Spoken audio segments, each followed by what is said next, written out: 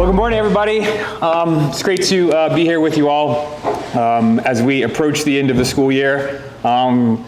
Last day for our seniors, right? They're hopefully out there having a good time. If I keep glancing out the side of my eye just to make sure everything's cool, everything's kosher out there, so it's nothing against you guys. Don't worry, we have administrators and teachers out there, but you never know, but exciting day. It's been an exciting last 2 weeks with our athletic awards, academic awards, and all that we're having, and as we approach next week with graduation and the end of another year. So just to kind of give you an idea of what I want to go over in this presentation. So first, when I started out this year back in, I think it was September when I came and spoke to you at a community session, I listed a few kind of strategic priorities for the year. I'm going to review those and kind of point to what has been done in those areas this year, kind of how we're doing on those priorities that I outlined at the beginning of the year. We list some accomplishments, right, individual for our students, collectively as a school, some of the accomplishments. And then what you'll also see woven in here, for the first time that I'm aware of, we actually did a comprehensive student survey. We've been doing that over the last 2 weeks. We have not analyzed all the data because it was just done, but I pulled out a few snapshots that I think speak to some of our strategic priorities. So when you see a couple of charts and graphs in there, and I'll talk about it, and just so you know, the student survey covered 4 key areas that we wanted us to kind of get feedback from our students. The first, of course, is Catholic mission and identity. The second is academic excellence. The third was mental health. And the fourth was student activities, encompassing all extracurricular activities and things of that nature. So you'll see some of the snapshots in that. It did go out to all the students and they were given time in class. We got about a 75% participation rate, which is pretty good. So about 75% of the student body responded to it, and a pretty representative of each class. We kind of looked through freshmen, sophomore, juniors, and seniors to make sure. So it does give us a pretty accurate picture, we believe, of the students' perspective on things specifically pertaining to this year. And then we'll look forward to a few things for next year, kind of a sign of things to come. So the first priority that I gave at the beginning of the year was our Catholic mission, identity, and culture. And obviously I've always spoken about how this is what separates us from everybody else, right? Is that we are a Catholic school and what that means and how we seek to live out our Catholic identity and culture. And some of the priorities I outlined from the beginning of the year were as follows: reestablishing the Catholic Mission Identity Committee as part of the new strategic plan. That committee has been meeting this year. I believe we had 3 meetings, so we meet quarterly, so there'll be 1 more meeting. Secondly, we were very blessed to establish a chaplain program in partnership with St. Vincent de Paul. We're very grateful to Father Tom and what he was able to do. I think we saw that was a tremendous blessing for our students to be able to have priests here on campus. So on Mondays, they were hearing confessions after school. On Tuesday mornings, they had Mass before school. And then we had adoration throughout the day on Thursday for students to kind of, some classes would come in, and then sometimes students would just kind of pop in individually. And so I think we definitely saw the fruits of that. Having priests on campus is always a good thing for our students. Just yesterday, our priests were here, and it was just nice seeing the students come in and saying hello to Father on the way in, and it was a nice environment for them to see that. So we definitely saw the fruits of having them, and we continue that partnership with St. Vincent de Paul moving forward, and really looking forward to that. The third part of that was I talked about a deeper devotion to Jesus Christ present in the Eucharist. We began the year with a Eucharistic procession and blessing of all the students and the school. This was a beautiful way for us to begin the school year and kind of remind all of us that this school isn't ours, that it belongs to Jesus, and that Jesus is close to us. And so that was a beautiful way and a reminder for us to begin the year. And in that, we also challenged our students to kind of go deeper in their relationship with Jesus in the Eucharist, to kind of spend time with him and see how that went. And so just some kind of signs of how that went this year. I think images kind of speak volumes more than words. And so some of the images you'll see here, obviously in the top corner, was when we did our Eucharistic procession. And I think that's just a powerful sign to our students, Jesus moving through the hallways present in the Eucharist, right? Showing that this is his school, this is a holy place, and that Jesus is close to each and every one of us. You see in the top right-hand corner, that was adoration throughout the day when one of our classes was present and praying in adoration. The other kind of signs that I thought were beautiful is We have our monthly adoration at St. Vincent de Paul, and there was a powerful moment earlier in the year. For the first time ever, we did a combined adoration with Holy Family. And it was powerful because usually when we do adoration, right, kids are in their seats, they're kneeling, and every now and then we invite students to come forward and be closer to Jesus in the Eucharist, and a few students take advantage of that. A few. When we did it with Holy Family, when they invite students to come forward, the Holy Family students just come pouring out. And there's different reasons for that. Obviously, there's something about having the faith like a child, right? That as they get older and in the high school, they kind of lose that and they start worrying about their peers and there's things like that. But it moved me, and I think it moved some of our students. And so slowly some of them started to kind of come out, and they weren't as afraid to come out and kneel before Jesus and be closer to him. And every adoration of that, it became a little bit more. Even when Holy Family wasn't there, more and more students came forward. More and more students came forward. And the last picture is this one on the bottom right-hand corner. This was our last adoration last week. There was a senior adoration, and that was all beautiful. But before that, when students were invited to come pray before the Eucharist, the high school students came pouring out, and the altar was surrounded. That's what we're all about here. Sorry, I'm just... No, sorry. No, sorry. You know, I always talk about this being the most important thing, and it is. And so if our students get nothing else than growing in love for Jesus in the Eucharist, that's enough.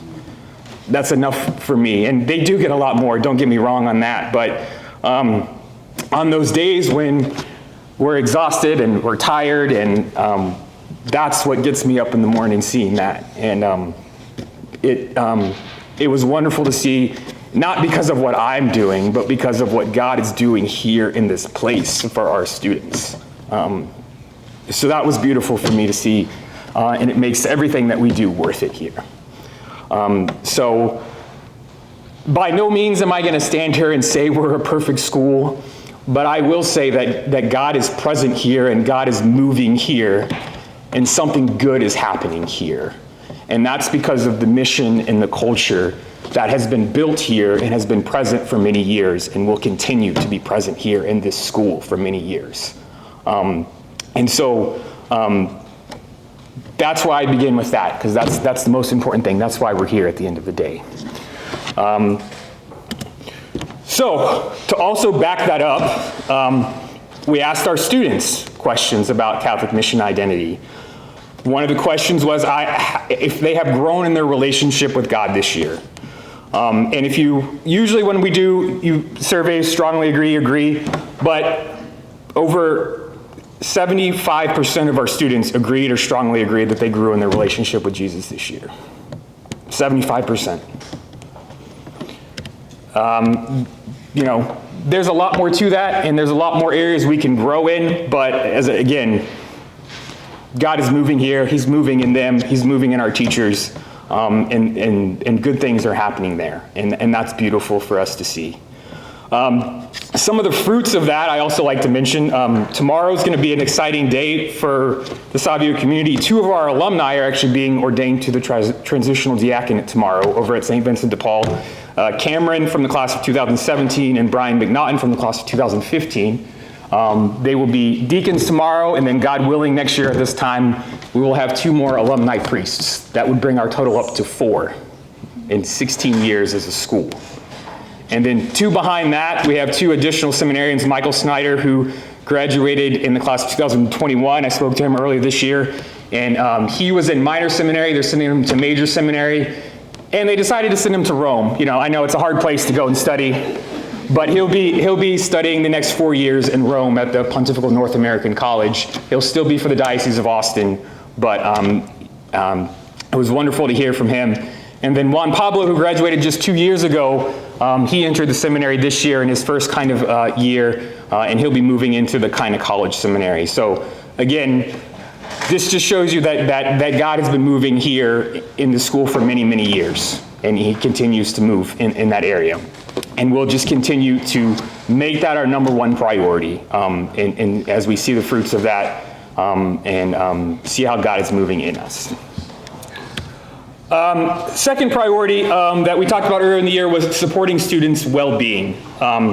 And specifically, what we saw is the need to help students foster healthy relationships with each other, to manage emotions, stress, anxiety.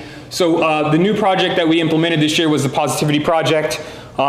It was based on character strengths, virtues, and then it has some sort of what's called other people mindset, basically talking about how we treat other people. And then it also talked about how we deal with stress, anxiety, and conflict. We'll be honest about this as we assess this. There were mixed results with this Positivity Project for several reasons. Number one, you assess programs, you look at them and you see them, and then when you get all the resources, sometimes it's not all it's chalked up to be. And so when we got access to the resources and we started going through it the first few weeks, they try and do different lessons differentiated for 9th, 10th, 11th, and 12th grade, but not all of the lessons were consistently good. And we realized that in the first or second week, so then we reassessed. And then the plan that we came up with was then essentially, I looked at all the lessons for the week ahead, and then I curated the best of each one of them. If there was nothing good, I went out and I found it and I developed the lessons on my own. And so we went through the year and we did that work to make it easier on our teachers. And I think that helped. Obviously, new things like this, and some teachers said they had really good conversations at time. Some others said, nah, I'm not really sure how it went. The one, though, positive, the story I'll tell, so when sometimes our teachers would be out, I would have to pop into the classrooms and do the Positivity Project when we had a sub in there, just to make sure we were kind of going through it. And there was this one day, it was earlier in the day, there was we'll call it a behavioral issue. Some boys were fooling around in the bathroom. I know you'll be shocked to hear high school boys fooling around in the bathroom. But, I handled the situation. We talked to the boys. We disciplined accordingly. We went on our way.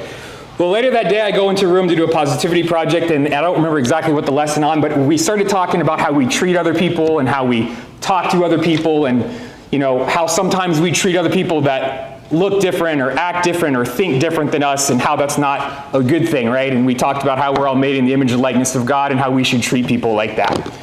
Funny enough, one of the kids that had been disciplined earlier in the day was in that classroom, and it was just by chance. So we finished this lesson, and I go back to my office, and I'm sitting there working, and an email pops up from this kid. He was in class, and he emailed me. First of all, I was like, you should be paying attention in class, but his email said, hey, Mr. P, can I come talk to you? I said, yeah, sure. So I call him out of class, and he comes down to my office, and he said, I just wanted to come again and apologize for what I did earlier. And I was kind of caught off guard. He said, we were fooling around and we were doing something that we shouldn't, and I realize now that we were doing something to, messing around and just kind of fooling around with another kid, and we shouldn't have been doing that. We shouldn't have been doing that. And we ended up having a really great conversation about, him and him being a leader and how sometimes he feels that he has friends that negatively influence him, and we talked about how he could be a positive influence on them. And then I also pulled up his grades and told him he needed to work on his grades a little bit. And so we ended up having a really good discussion about that. And so, again, not the full picture, but just a sign that not every kid is going to come forward and say that, but sometimes hearing this information and hearing that stuff, it does sink in. It does sink in. So I will talk about later how we're going to adjust this and change to a different resource for next year for that, but that'll be in the things to come, right? To kind of look into that question, though, as I said, one of the areas that we wanted to get feedback from the students was mental health and that, and so how would students rate their overall mental health? Obviously, the largest number on here were good. But there are a lot larger numbers that were neutral, some that were poor, very poor. And I didn't pull out all the data, but when I listed, I asked questions about levels of stress and anxiety. Of course, our students listed very high levels of stress and anxiety, and of course, the number one reason they said was schoolwork. You wouldn't be shocked to know. Obviously, high school is a competitive, challenging environment, and it can be stressful at times. what that says to us is we have to continue to work on giving them the tools to help them to deal with stress, anxiety in a healthy way. And that was some of the other questions I asked was, how do I deal with stress? And I put some options, and then they had the ability to list other.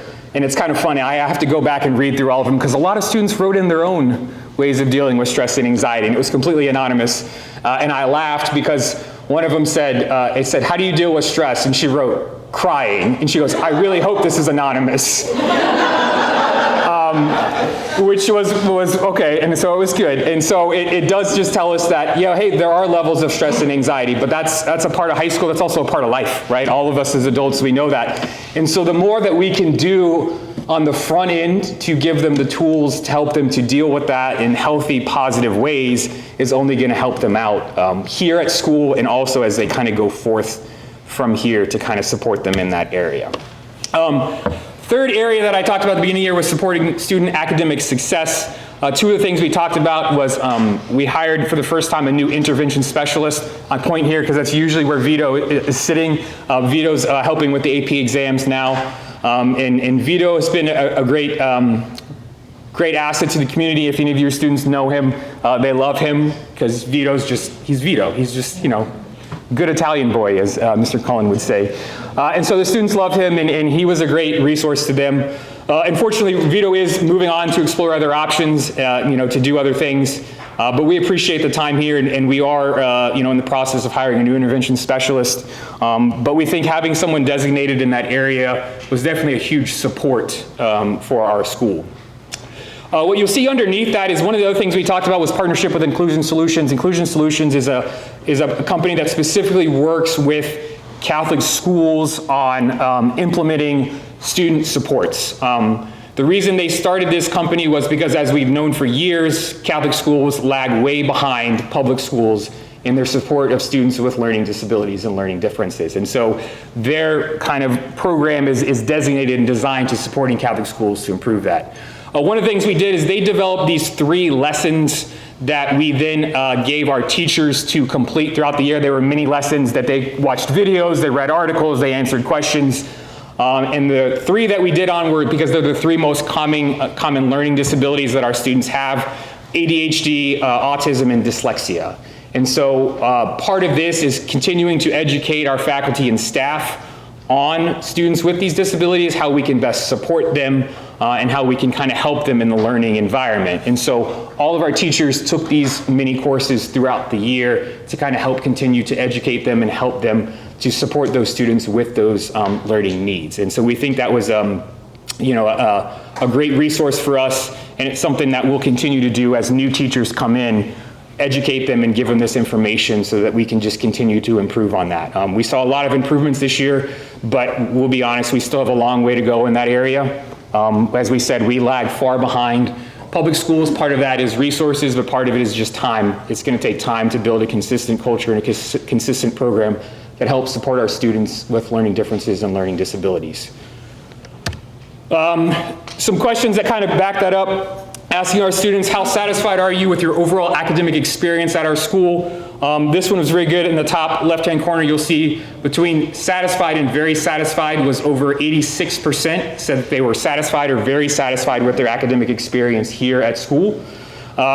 Did they feel like they grew academically this year? Again, over 77% agreed or strongly agreed they grew academically this year. I didn't put it up on here, but you'll be shocked to know when we asked the question about the appropriate amount of homework, it was split 50-50 right down the middle. Half of our students believe there's too much work, and half of our students believe it's just enough work. And I think there was one that said not enough work. I don't know what that kid was thinking. I think he was trying to be funny. But again, so we have a lot more data and a lot more questions we asked that we'll be diving into and getting feedback from them, but just kind of see overall, the students had a positive experience this year in terms of academics. Just some kind of notes. We talk about academic excellence, and I always want to celebrate and kind of share with you some of the numbers that I think are good for us to see and celebrate our students and the hard work that they're doing. When it comes to AP scores, of course, we're always a year behind because right now they're taking the AP scores, so we won't have those till next year. So these were last year's AP scores.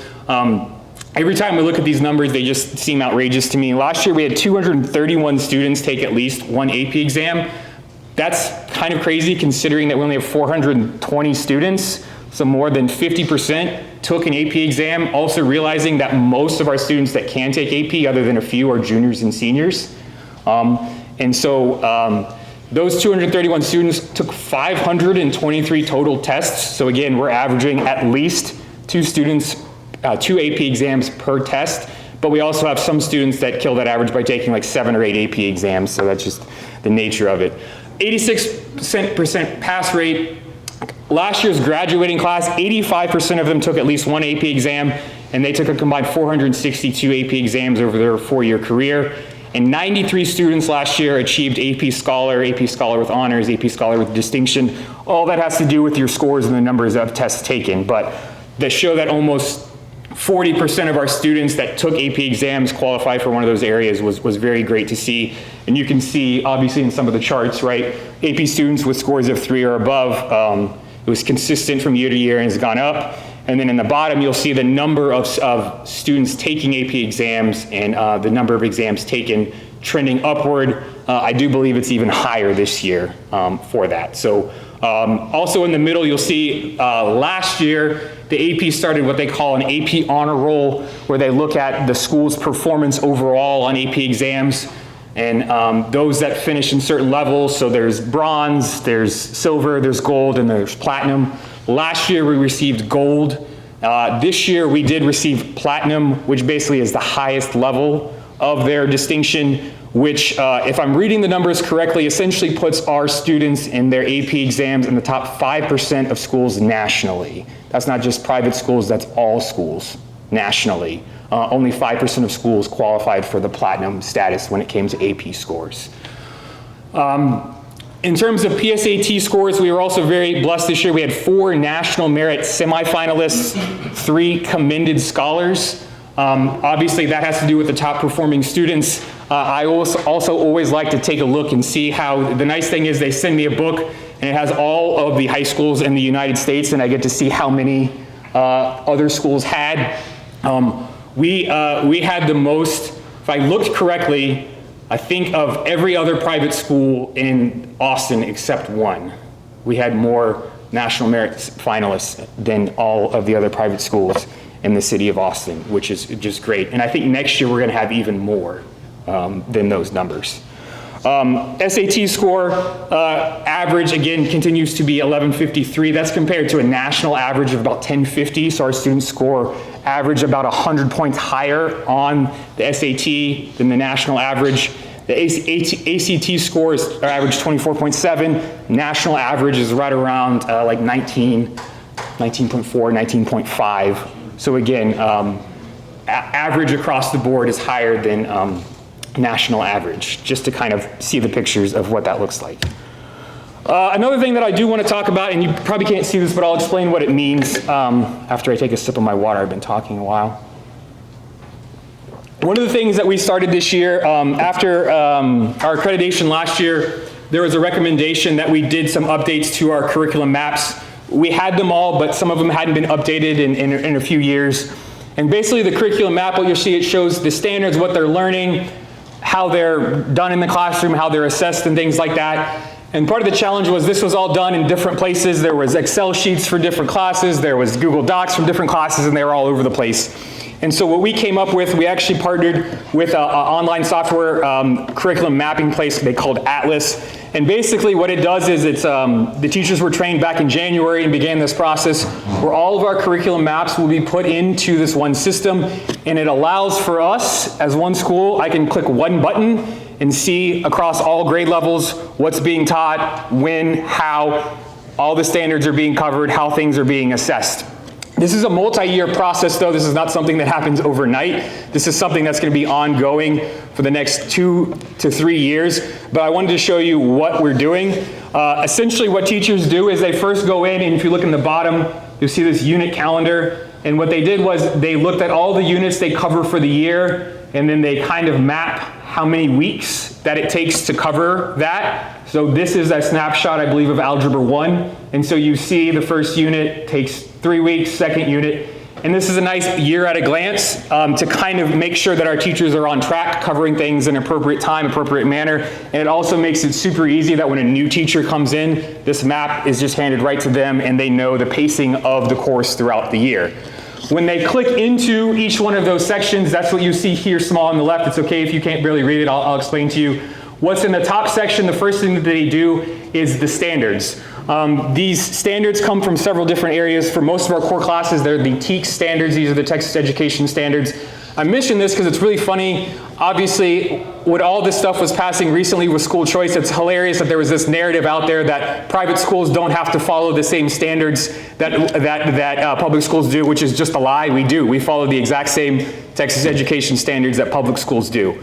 The only difference is AP has their own standards that we use for AP courses, and then the Bishops' Conference has their own standards for our theology courses that we follow. And so then when a teacher clicks into the unit, they list the standards that are going to be covered in that unit. So that was part one. That's what our teachers worked on this semester. Below that, what you can see are there are 4 other areas that we're going to be building over the next few years. The first area is then they take the standards and they list them as objectives. What are the objectives they want the students to complete in that lesson? After that, they list the instructional strategies. Basically, how do we take that content and how do we deliver it to the students? After that, there's an area for Catholic identity. Essentially, how do we take every course, every content, and at least make some connection back to the faith? And I know that seems crazy to some people. How do you connect math back to the faith? But it's one of those things that we want our Catholic identity infused into everything that we do. So that's something we'll be exploring over the next few years. And then the last part is assessments, right? How are they actually assessing the knowledge of the students on these standards, right? So just so you see, this is work, as I said, that was begun in January and will continue over the next few years.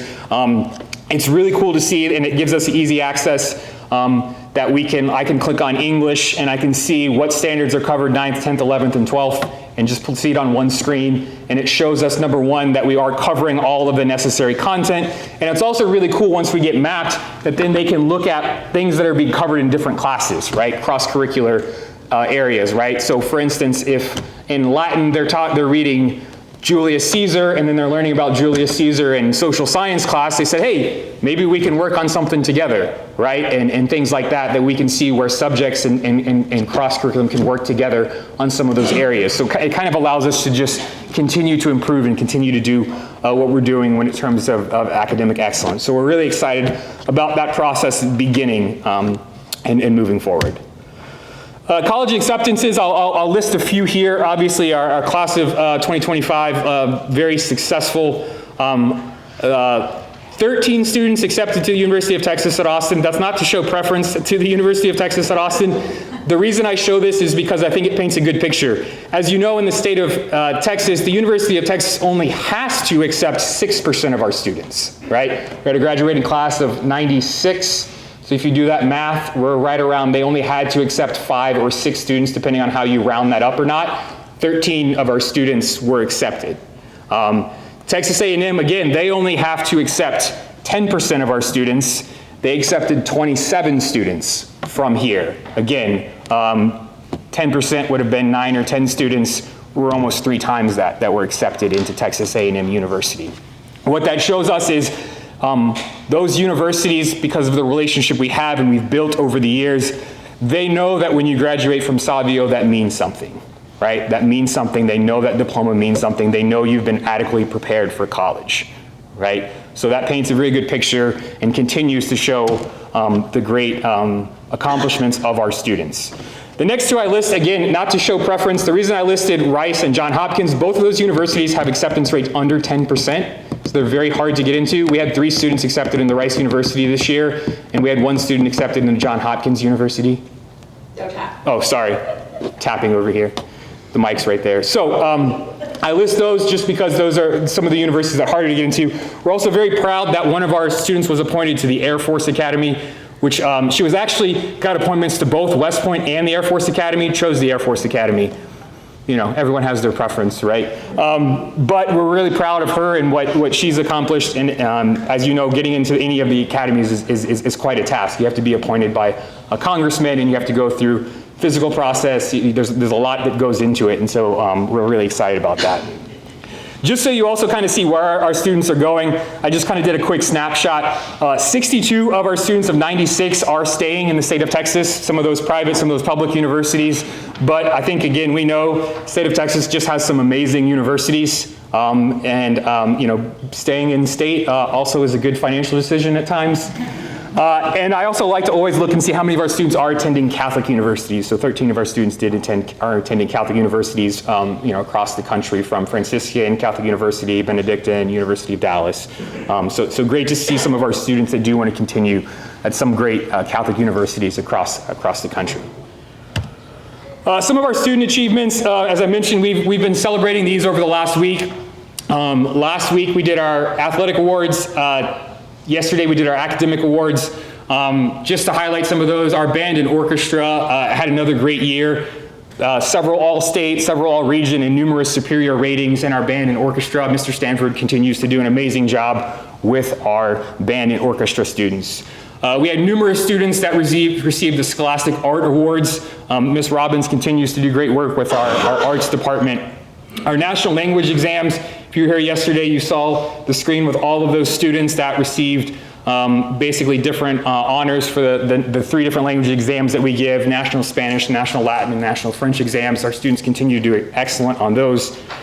Regional Science Fair, we had 17 students compete in the Regional Science Fair, and 4 placed in the top 5, and 1 of them advanced to the state competition. So they did very well at the science. I say science fair. I know it's called like engineering, technology, science fair. They have a different name for it now, but all of us, what it used to be, you called the science fair, right? So DECA, right, a new club this year, which is a business club, and they went to several competitions this year. We actually had 1 student that went to the state competition, and so that was a great first year for that club, as they continue to grow. For athletics, as we celebrated last week, we had so many all-district, all-state, and academic all-state awards. I felt like there was just, when we started handing those out last week, there were stacks this big of students that were receiving those recognitions, so that was kind of great to see all the recognitions they were getting. And our robotics team, of course, they were runner-up at the TAPS meet this year. They've grown to 3 teams, so they actually have to send 3 teams to these competitions to compete. So again, our students continue to, we celebrate all of their academic achievements, but it's also great to see their talent showcased in all the other different areas, from the fine arts to athletics, languages, art, all of those things. It's great to see that they continue to excel in all those areas. Athletic team accomplishments, we also mentioned these last week if you were here, right? Volleyball team had their first district win in several years. Obviously, one of the discussions coming into this year was about moving up to 6A and how would we be able to compete in this division.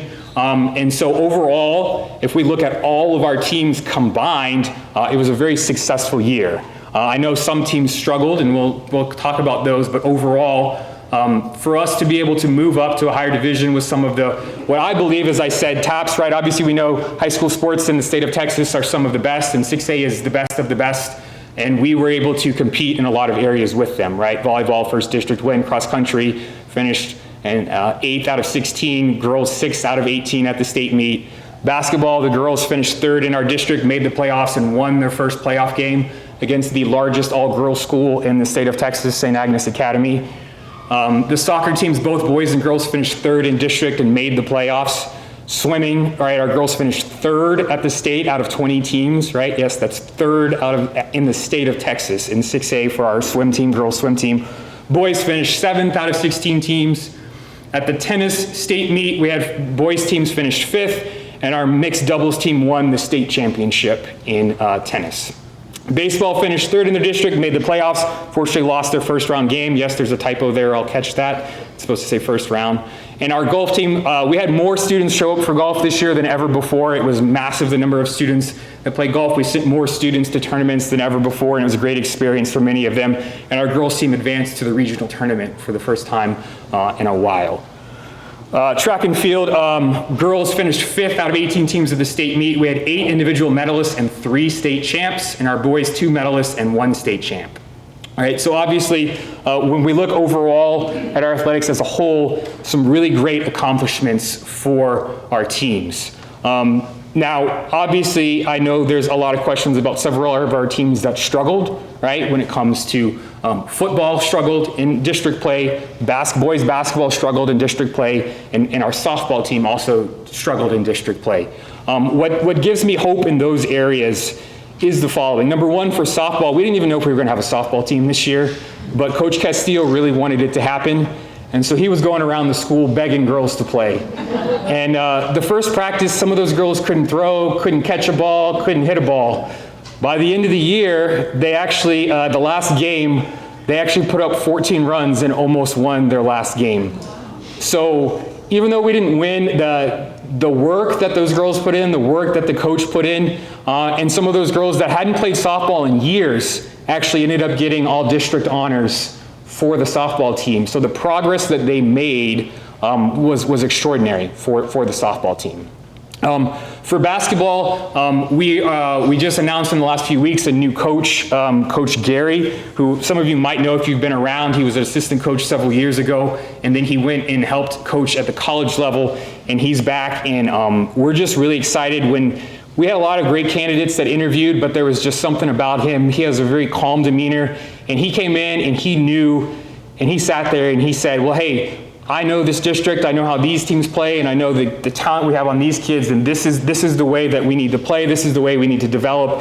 And he came in and he already had a plan for how he was going to make us better, and we were sold. I was ready to go play for him in that moment. I was ready to run for a wall through him. So if you haven't met Coach Gary, the new basketball coach, he's fantastic, and I know he's going to do amazing things here. In terms of football, again, we all know the struggles with this year. Two things that give me hope in that. Number one, Coach Brown. Coach Brown is like the eternal optimist. He's just an amazing, amazing man for what he's accomplished in his life. But what I see and how much he cares for these boys and how much he believes in them. And there were several times this year when I know we were all frustrated, and I went to Coach Brown and he looked at me several times and he said, Evan, I can compete in this league, and he goes, and I can win with this team. And I looked at him like he was crazy. But at the end of the day, he's the football expert and I'm not. This is a coach that won Super Bowls, right? And he tells me, and I was there when he was watching film. He said, we were a young team. These kids needed experience. They gained experience this year. This was about execution. And he goes, and we will be better next year. And I said, you're the coach. And I'm going to give you the opportunity to prove me that. That gave me hope, number one. The second was, and I told this story earlier at a spa meeting in the year, we were standing on the sideline one of those games.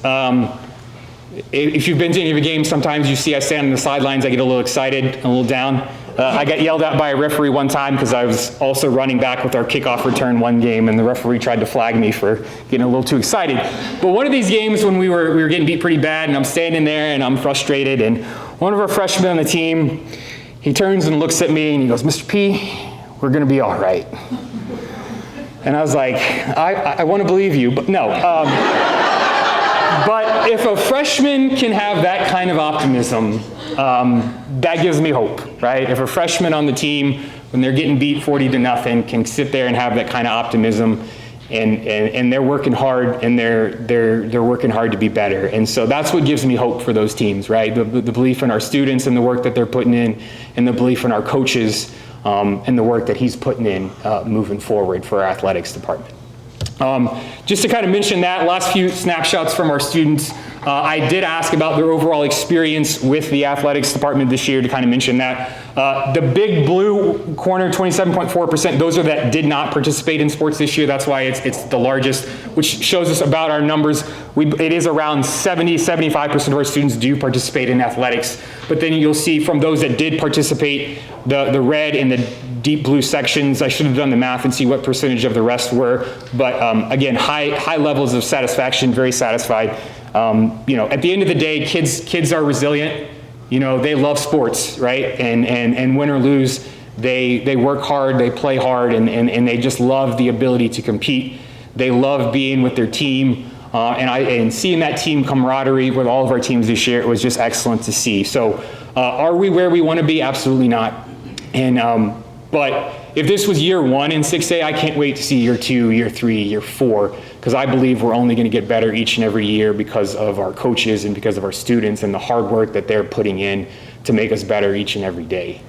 And then the last one is overall, how was your experience at Savio this year? Again, the largest number there, 56.7% was satisfied. You add that with the very satisfied, and again, we're over 70% of students very positive for their experience at Savio this year. So that kind of just paints a broad picture to this year. Looking forward to next year. Let me take a sip of my water again.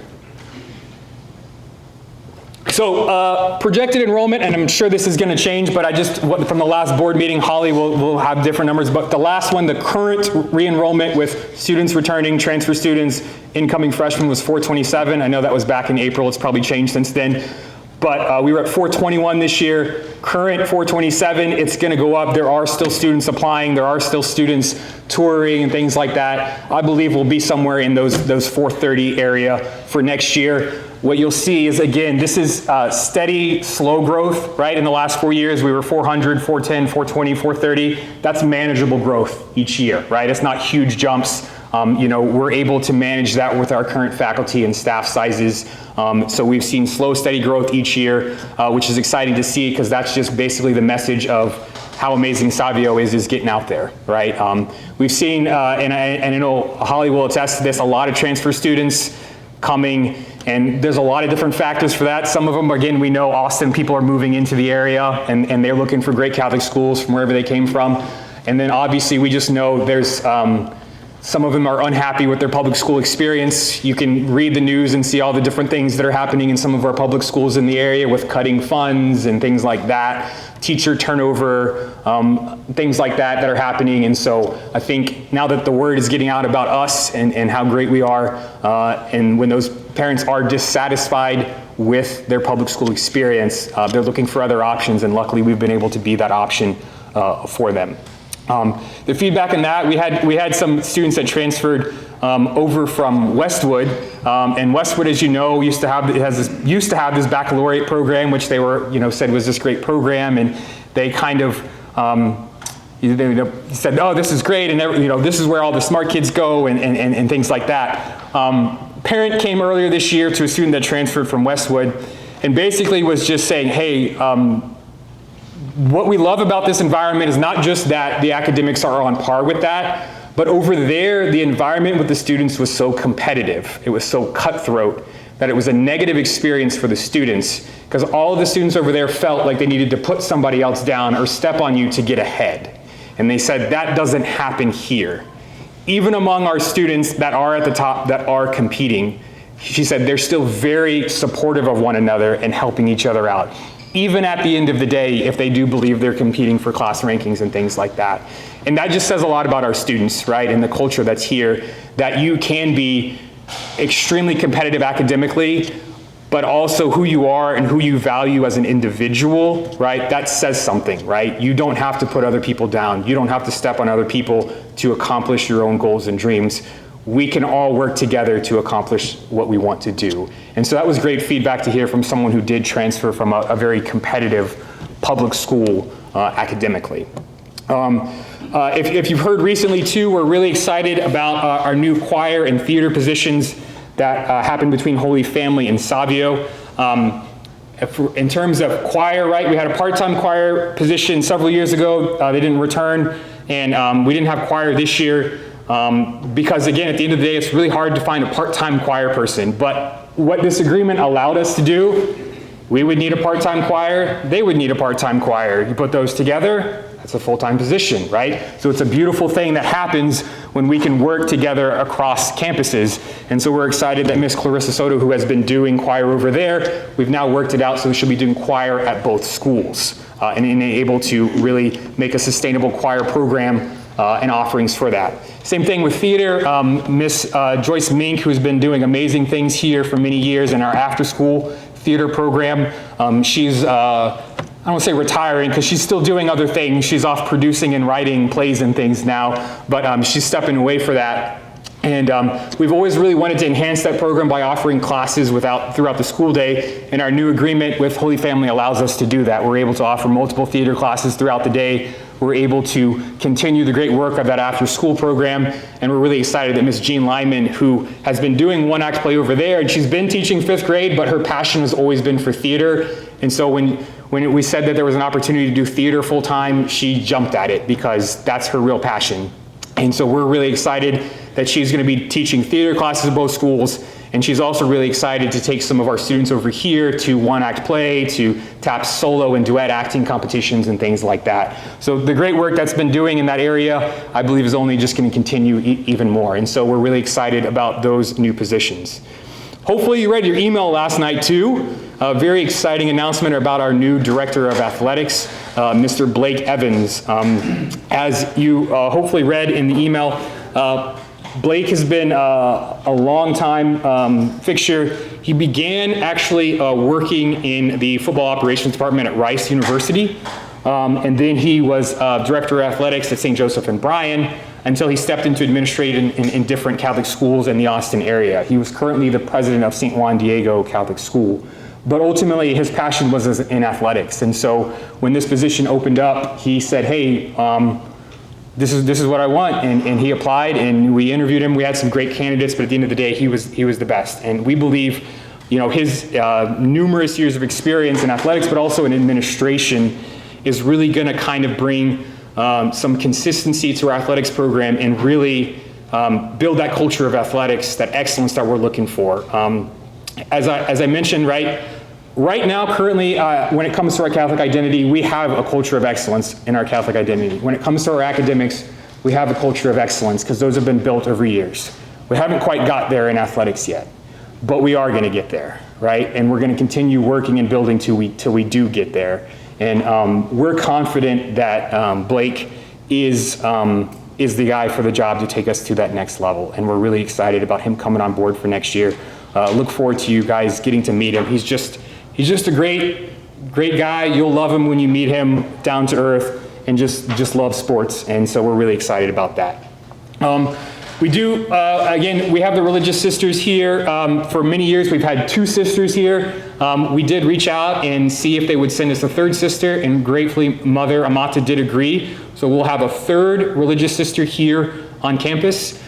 She'll be teaching math next year, and some people say a sister teaching math. Believe it or not, when I saw her resume, I couldn't believe it. She graduated from the Air Force Academy with a civil engineering degree, and now is a religious sister that teaches math in high school.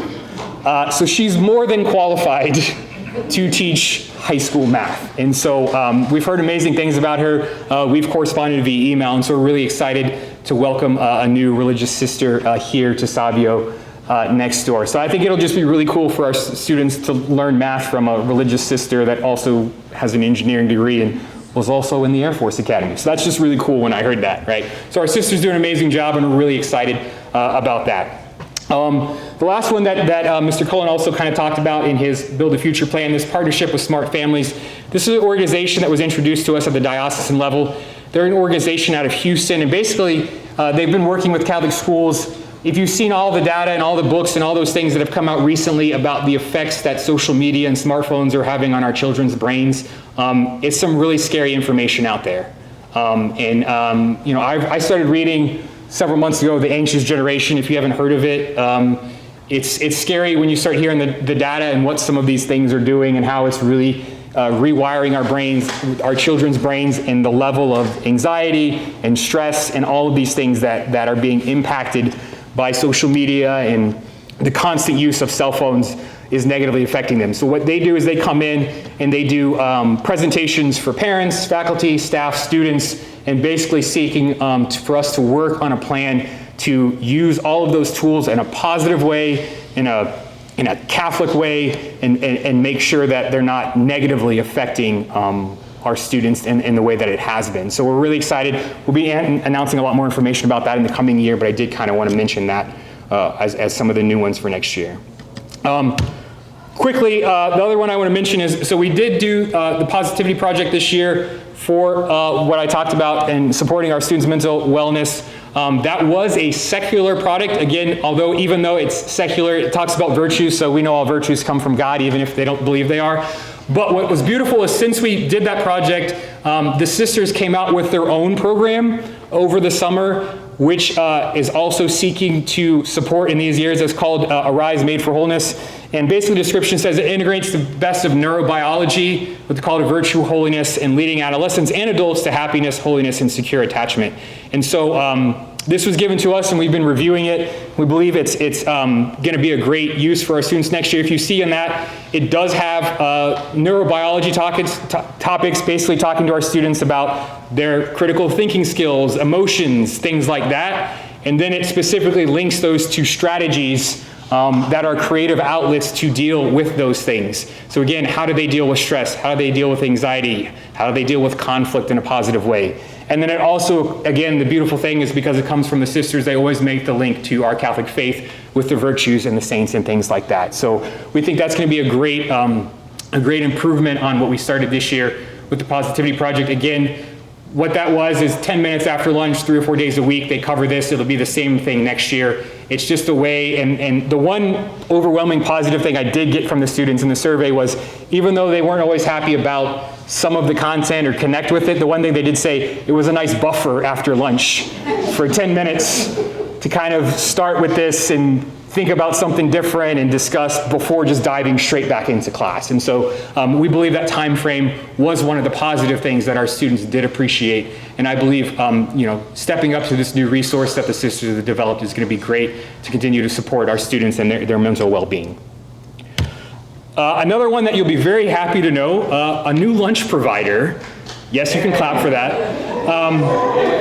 As I've heard since I've been here, and before that, obviously lunch has been a challenge for years, because anytime that you have to bring prepackaged lunch in, it's difficult, and obviously we've had some kind of mixed results with that. We were blessed that this company literally just showed up on our door and left some information, and then we started having a conversation with them about it, and they're a company that has been outside the city of Austin, and they were moving into the city of Austin, and essentially what I love, and I'm just going to show the video, it's obviously we don't have a full kitchen, so you're going to see some chef like preparing handmade meals. That's not exactly what's going to be here, but you will see a little bit about their philosophy and who they are, and what I think are going to be some of the nice things for us next year with the new lunch company. What if a cafeteria could feel more like a place you wanted it to be, rather than had to go? What if the food wasn't something you settled for, but something you actually looked forward to, made fresh with real ingredients that truly fueled you? And what if the whole process, from ordering to checkout, was simplified by technology, bringing the cafeteria up to a modern standard? At Yay, we're making all of that possible. Because let's be honest, traditional school dining has fallen short. We believe schools and families deserve better. Join us as we reinvent the school food experience, making lunch the best part of your day. So, some of the things that we really liked is number one, I'm sure hope you'll be happy to see, a lot healthier options for our students. And the other thing that we think is really great is more grab-and-go options. As you know, currently part of the challenge was students had to pre-order lunch and sometimes days in advance. What you see here is they do basically a grab-and-go selection where they will have pre-made sandwiches, salads, wraps, and things like that. And they have an agreement with Whole Foods where they grab those things from Whole Foods and then they bring them in here, and then they have yogurts and fruits and things like that. So again, I love that idea, and hopefully you will, because then you don't have to run out and get Chick-fil-A for your students every time they forget their lunch. There will be amazing options for them if they forgot their lunch. They can go grab a sandwich, a salad, they have protein boxes, lots of great healthy options. Additionally, they make agreements with some local restaurants and places to bring in certain food. They like to do theme days like Taco Tuesday and things like that. And so they have specific corporate relationships with places. I think one of the places is Torchy's Tacos that they have a corporate relationship with. And the nice thing is they handle all that. They order it, they pick it up, they bring it here. It's not one of those things where we have to worry about that. So there will be some pre-order options. The other thing that's nice about it too is part of the way that their system works is you go throughout the week and your kid can scan things and order things, and then you're not billed to the end of the week. You get the receipt on Saturday for everything that was ordered that week, and then you pay for that. It's not a preload thing. and then you also get the receipt, and you can say, hey, this wasn't supposed to be on here, whatever. So it's nice that it's you set up an account and a credit card, and it's billed at the end of the week versus you having to preload money into it. So we think it's going to be a great solution to that, and I think it's really going to elevate our students, give them a lot more healthier options to eat, and save Mary Beth in the front office from having to manage 10 Chick-fil-A sandwiches every day, and us sit there and smell fries all day long from all the food that's coming in. So really excited about our new lunch provider for next year. Just a few quick things, because I know we're running out of time and I want to leave just a few minutes for questions. Mention a few things from the Build the Future plan. Mr. Cullen sent out his summary last week. If you haven't read it or watched the video, please do. But again, number one priority, as I already talked about, is Catholic identity. How do we deepen our Catholic identity and community connection? The first step for that will be, as we did ask specific questions in our student survey, we'll take all that data. The committee will look at the feedback from the students and then look at the areas that we can improve on. The one thing that I did want to mention about that I also thought was great, and I wanted to go make sure Father Tom knew it, was the question was asked, how often do you attend Mass to our students? And if they're being truthful, which I believe they are, 58% of them said that they go to Mass every Sunday, which is cool, because that's a plod to you guys as parents, because let's be honest, most of the time they're not going to get up. Some of our students do get up and go to Mass on their own, but you guys are the ones taking them. And now, do I wish that was a lot higher? Sure, but when you look at the national average is 29% of regular Mass attendance, we're double that. We're double that from our students attending Mass and our families attending Mass on Sundays. And I see that. It's beautiful when I go to Mass on Sunday at St. Vincent de Paul. No matter what time I'm there's students. And don't tell Father Tom when I go to other parishes. He doesn't need to know that every now and then I sneak off to other parishes. I also see our students at other parishes too. So I think that is a valid number, because I do see our students and our families at Mass on Sundays, which is great for us to see. The implementation of that Arise program from the sisters, which also not only supports student mental well-being, but also focusing on the virtues, will improve on that. And then obviously continued development of the curriculum map, which I mentioned, and trying to make that focus of making every classroom Catholic, right? Connecting all of our learning back to our Catholic faith. In terms of academic excellence, again, we received a lot of data from that student survey. That committee will be reviewing all of that and some of the suggestions and things that the students mentioned to see what are some of the focuses and the areas for growth next year. Continued development of that curriculum map, which I mentioned, with specific focuses on what are our student objectives and how are we assessing our students in an appropriate way. And finally, development of school-wide AA policy and providing training for faculty, staff, and students. As we know, AI is just exploding, coming real fast and furious. And so we want to be out kind of on the forefront of this, on making sure we have a consistent policy, and then we're educating everyone about appropriate uses of AI, because there are some that are huge tools that can help our students with studying and learning. And then there's also some inappropriate uses we want to make sure they're not doing. So that comes with education and formation for everyone. And so that's going to be one of our focuses moving forward into next year. And then finally, when it comes to our student activities and programs, just continuing to expand student enrichment through programs. We received a lot of feedback from our different extracurricular activities that we'll be looking on and focusing for next year. Again, continued growth and development of our athletics department under new leadership, and then of course support for our new choir and theater positions. So those are just kind of a few. Looking ahead, some of the continued strategic priorities from our Build the Future plan. There's a lot more in that. I mentioned those three because specifically those are the ones that specifically I work very closely with. When it comes to some of the other strategic priorities, Mr. Cullen works a lot more closer with those. So that's why I want to mention those three as kind of some strategic priorities moving forward that we're continuing to do to improve in that area. And I think that is it. So.